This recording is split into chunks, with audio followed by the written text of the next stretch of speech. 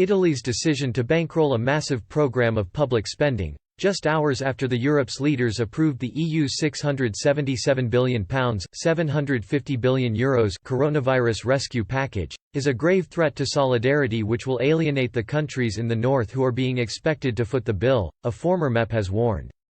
The Italian government approved €25 billion of extra spending late on Wednesday, the third major cash injection to try to support its battered economy since the start of the country's coronavirus outbreak. But the timing of the decision was highlighted by Hans Olaf Henkel, who did not mince his words as he lambasted the alarming development. Mr. Henkel, who stood down from the European Parliament last year, told Express.co.uk, only hours after the European Council's agreement to help Italy with billions of euros through cheap credits and outright grants aimed at improving Italy's competitiveness through reforms, through investments in modernized digitalization and through improving its outdated infrastructure, the government in Rome decided to spend billions of euros in areas which have nothing to do with reforms, digitalization or infrastructure.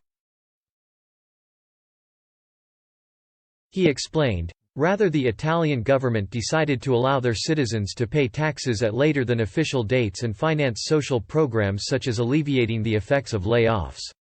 As a result, new debts in Italy would reach 11.9% of GDP, rather than the 3% permitted under the Maastricht Treaty, Mr. Henkel pointed out. Italy's total debt would skyrocket to at least 157.6% of GDP rather than the 60% which was the maximum allowed for a country to join the euro.